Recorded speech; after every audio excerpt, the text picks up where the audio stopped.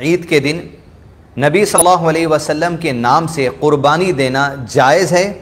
کیا یہ عمل اللہ کے نبی صلی اللہ علیہ وسلم نے سکھایا ہے؟ اور کیا یہ عمل اللہ کے نبی صلی اللہ علیہ وسلم کی وفات کے بعد صحابہ کرام نے کیا ہے؟ اور کیا جو لوگ خاندان میں انتقال کر جاتے ہیں ان کے نام سے یا ان کی نیت سے عید الاضحیٰ کے دن قربانی دی جا سکتی ہے؟ اس ویڈیو میں مختصر انداز میں بات بتانے کی کوشش کریں گے۔ سب سے پہلی بات، بنیادی اصول ہر مسلمان کو یہ جان لینا چاہیے کہ نبی صلی اللہ علیہ وسلم کی حدیث جہاں آپ صلی اللہ علیہ وسلم نے ارشاد فرمایا، من سن فی الاسلام، جو کوئی اسلام کی اچھی بات لوگوں تک پہنچا دے، عمل کرنے والے کو تو عمل کرنے کے لیے اجر ملے گا ہی، لیکن اس کے ساتھ ساتھ جس نے بات پہنچائی ہے، جب تک وہ آدمی عمل کرتا رہے گا وہ بات پہنچانے والے کو بھی اس کا اجر و ثواب ملتا رہے گا۔ اس اعتبار سے اس حدیث کی شرح میں علامہ شیخ عثیمین رحمہ اللہ نے یہ بات واضح طور پہ لکھی ہے کہ امت کا ہر فرد جو بھی عمل کرتا ہے، جو بھی نیک عمل کرتا ہے، قیامت تک جو اللہ کے نبی صلی اللہ علیہ وسلم کی امت نیک عمل کرے گی،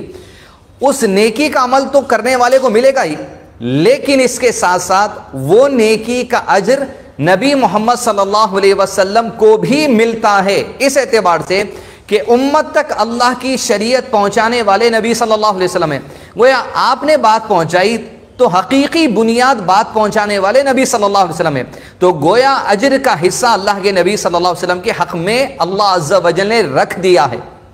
اب رہی بات یہ، اس حدیث کو آپ اپنی جگہ سمجھ کر رکھیں، اس بات کا انکار نہیں ہے، لیکن کیا قربانی کے موقع پر نبی صلی اللہ علیہ وسلم کے نام سے قربانی دینی چاہیے؟ جیسے زندے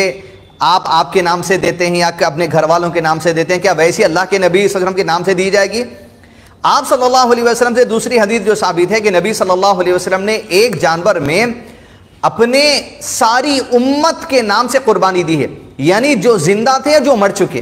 ان کے نام سے قربانی دی ہے۔ اللہ کے نبی صلی اللہ علیہ وسلم نے امت کے نام سے جو قربانی دی، تو امت کے جو پہلے لوگ ہیں، مومنین کا جو پہلا گروپ ہے صحابہ کرام، انہوں نے اس عمل کو دیکھا، لکھا، یاد کیا اور دوسروں تک پہنچایا۔ لیکن جب اللہ کے نبی صلی اللہ علیہ وسلم کی وفات ہو گئی، آپ صلی اللہ علیہ وسلم کی وفات کے بعد اس حدیث کے بیس پر کسی بھی صحابی نے نبی صلی اللہ علیہ وسلم کے نام سے عید الاضحیٰ کے موقع پر آپ کی وفات ہو جانے کے بعد قربانی نہیں کی، اس لیے کہ اللہ کے نبی صلی اللہ علیہ وسلم نے اس بات کی تعلیم نہیں دی ہے، بلکہ اور آپ صلی اللہ علیہ وسلم کے بعد صحابہ کرام نے بھی عمل نہیں کیا ہے۔ گویا اگر اللہ کے نبی صلی اللہ علیہ وسلم نے تعلیم دیتے تو ضرور صحابہ کرام کرتے، اور نہ صحابہ کرام کے اجماع میں، اجتہاد میں، رائے میں بھی یہ بات کہیں بھی نہیں ملتی کہ کسی انڈیویجل صحابی کی بھی رائے اس بات کو نہیں ملتی ہے۔ جو حدیث لے کر آئے ہیں، بعض لوگ کوٹ کرتے ہیں، علامہ شیخ البانی رحمہ اللہ نے اس حدیث کو ضعیف قرار دیا ہے ایک راوی کی وجہ سے جن کے اوپر سوال اٹھتا ہے۔ تو یہ بنیادی باتیں جو مجھ کو آپ کو یاد رکھنی چاہیے۔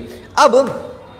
قربانی کا وہ عمل جو میں اور آپ کر رہے ہیں، یہ ایک عمل ہے جو اللہ کے نبی صلی اللہ علیہ وسلم کی شریعت کا حصہ ہے۔ نماز جو ہمیں بتائی گئی، رکوع کا طریقہ جو ہمیں بتایا گیا، یہ ساری نیکیاں جو بھی ہم کرتے ہیں، کیونکہ یہ بتانے والے اللہ کے نبی صلی اللہ علیہ وسلم ہیں، آپ کی تبلیغ کی وجہ سے ہم جو بھی عمل کریں گے، کیونکہ آپ نے تبلیغ کی، وہ عمل اللہ کے اجر اللہ کے نبی صلی اللہ علیہ وسلم کو بھی ملے گا۔ ویسے ہی آپ اگر کسی کو تبلیغ کریں گے،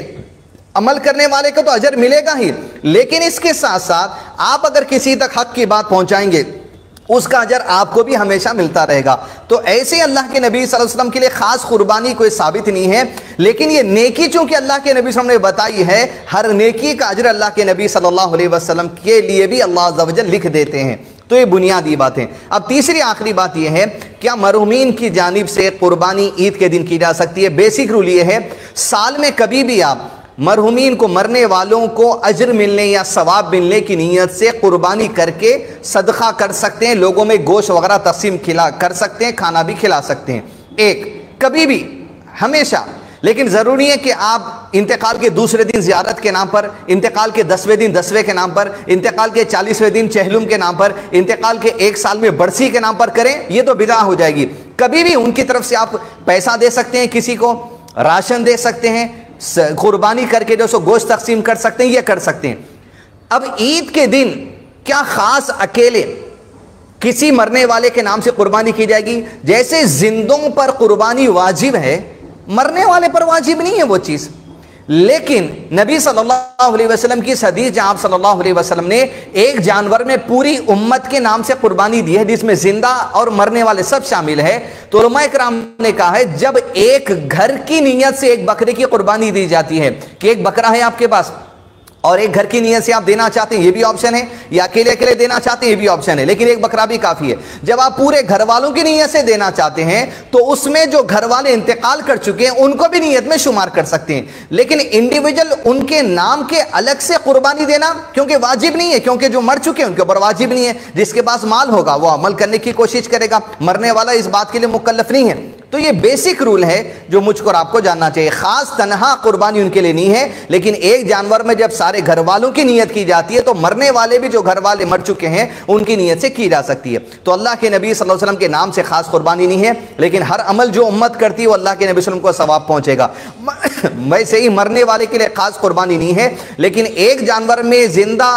اور مرنے والے ایک گھر کے فرد کو اگر نیت کی جا سکتی ہے تو علماء کرام نے اس بات کی اجازت دی ہے۔ لیکن سال میں کبھی بھی مرنے والے کی طرف سے جانور قربان کر کے صدقے کے طور پر، اجر پہنچنے کے طور پر وہ گوشت تقسیم کیا جا سکتا ہے۔ یہ بیسک رول ہے جو اس بات میں اس ویڈیو میں آپ کو الحمدللہ پیش کیا گیا ہے، جو قرآن اور سنت کی روشنی میں علماء کرام نے بتایا ہے۔ مسئلے کی اختلاف ہوگا، لیکن سنت جو صحابہ سے مجھ کو اور آپ کو سیکھنی ہے وہ سنت میں جب بات آ جائے تو احسن عمل کرنے کی مجھ کو اور آپ کو کوشش کرنی چاہیے۔ وصلی اللہ علی نبینا محمد وعلی آلہ وصحبہ وسلم تسلیما کثیرا۔